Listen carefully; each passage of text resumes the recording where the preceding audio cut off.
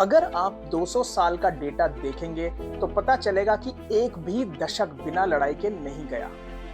बहुत वॉर्स हुई, लेकिन वर्ल्ड वॉर सिर्फ दो ही हुई। सबसे बड़ा सवाल यह है आजकल हर एक के दिमाग में कि अगली वर्ल्ड वॉर कब होगी। जब किसी लड़ाई में कम से कम 8 से 10 कंट्रीज लड़ाई कर रही हो, लड़ाई अलग अलग लोकेशन पर हो रही हो और दुनिया की सबसे बड़ी सुपर पावर्स दोनों तरफ से इन्वॉल्व हो, तब उसे वर्ल्ड वॉर बोला जाता है। अब तीसरी वर्ल्ड वॉर हुई तो न्यूक्लियर वेपन्स चलेंगे कि नहीं, और अगर चलेंगे तो हम क्या कर सकते हैं? क्या हमको घर छोड़ के भागना पड़ेगा, शायद फिजी आइलैंड्स या आइसलैंड, जो न्यूक्लियर वॉर की कंडीशंस में सबसे सेफ जगह मानी जाती है, या हमको अंडरग्राउंड बंकर बनाने पड़ेंगे और उसमें छुपना पड़ेगा? आज की डेट में हर कंट्री के पास न्यूक्लियर वेपन्स हैं, तो इस बात की कोई गारंटी नहीं कि अगर आपने पहले वेपन चलाए तो आप ही की जीत होगी।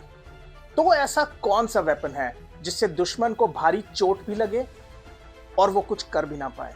वो वेपन है बायो वेपन, और अगली वर्ल्ड वॉर होगी बायोलॉजिकल वॉर या बायोलॉजिकल टेररिज्म, जिसका मतलब है कोई भी वायरस, बैक्टीरिया या फंगस जो ना सिर्फ इंसानों को बल्कि जानवरों और पौधों को भी मारे, और ये वायरस इतना इंटेलिजेंट हो कि जैसे ही उसका तोड़ निकाले वैसे ही वायरस अपने आप को चेंज करे, जिसकी वजह से हर कंट्री उसकी वैक्सीन और बूस्टर ही बनाती रह जाए। क्या आपके दिमाग में भी बत्ती जली वैक्सीन और बूस्टर सुन के? क्योंकि ये तो आप लगवा चुके हैं 2-3 साल पहले। तो क्या कोविड एक बायोलॉजिकल वॉर थी? क्या चाइना ट्रायल और टेस्टिंग कर रहा था? नहीं तो सबसे पहले जब उनकी कंट्री में कोविड के केसेस आए तो डोमेस्टिक फ्लाइट बंद करके इंटरनेशनल क्यों चलने दिए? वैसे इंटरनेशनल फ्लाइट पे कंट्री का पूरा कंट्रोल नहीं होता, तो चाइना को बेनिफिट ऑफ डाउट दे सकते हैं, लेकिन हैंड सैनिटाइजर, मास्क और पीपीई का इतना प्रोडक्शन भारी मात्रा में हो चुका था कि सारी दुनिया में उन्होंने फटाफट एक्सपोर्ट करके अपनी इकोनॉमी को स्ट्रांग रखा। अमेरिका, जो ना सिर्फ चाइना का सबसे बड़ा दुश्मन है बल्कि दुनिया के सबसे ताकतवर देशों में से एक है, वो भी देखता रह गया।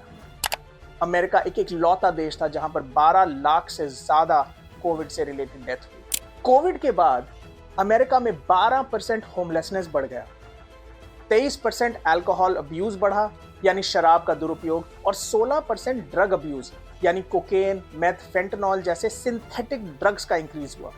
सबसे इंटरेस्टिंग बात यह है कि अमेरिका ने कोविड के 2 साल में $4.6 ट्रिलियन स्पेंड किए। थोड़े से अंदाजे के लिए आपको बताऊं कि 20 साल की अफगानिस्तान वॉर में अमेरिका ने एकदम हाफ $2.3 ट्रिलियन खर्च किए थे, और वो भी 20 साल में। तो चाइना ने सिर्फ 2 साल में अफगानिस्तान वॉर से डबल पैसा खर्च करवा दिया। आपको सुन के झटका लगेगा कि चाइना ने कोविड पे 150 बिलियन से भी कम का खर्चा किया, अमेरिका के टोटल का सिर्फ 3%। तो क्या अब वॉर्स ऐसी लड़ी जाएंगी कि अपने दुश्मन की इकोनॉमी को भी खत्म कर दो, लेकिन अपना एक ना सैनिक मारा जाए ना एक बंदूक से गोली निकले? ऐसी वॉर का सबसे बड़ा एग्जाम्पल हमारी आंखों के सामने है। पंजाब को देख लीजिए, जहां हर तीसरा नौजवान ड्रग्स का सेवन करता है। और मैं शराब और सिगरेट की बात नहीं कर रहा, मैं बात कर रहा हूं चिट्टे की। चिट्टा यानी सफेद, जो हेरोइन का दूसरा नाम है। मतलब पंजाब के 1/3 नौजवानों का फ्यूचर बहुत ही मुश्किल में है। आप तो ये जानते ही हैं कि पंजाब में ड्रग्स कहां से आते हैं, लेकिन क्या आप ये जानते हैं कि उड़ता पंजाब के बाद उड़ता राजस्थान पंजाब को पीछे छोड़ रहा है? तो एक एक करके हर बॉर्डर स्टेट ड्रग्स से परेशान है। तो बायोलॉजिकल वॉर और ड्रग वॉर ही अगली वर्ल्ड वॉर है, और इसकी शुरुआत हो चुकी है।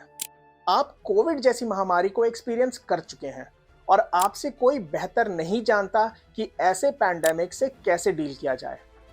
लेकिन ड्रग वॉर आपका शहर आज भी झेल रहा है। खुशी की बात यह है कि ना आपको फिजी भागने की जरूरत है और ना आइसलैंड, ना ही आपको अंडरग्राउंड बंकर बनाने की जरूरत है। आपको बस अपने बच्चों को अच्छी एजुकेशन देनी है और उनके मुश्किल सफर में उनका साथ। धन्यवाद दोस्तों। अगर आपको ये वीडियो पसंद आया तो लाइक और सब्सक्राइब करना ना भूलिए।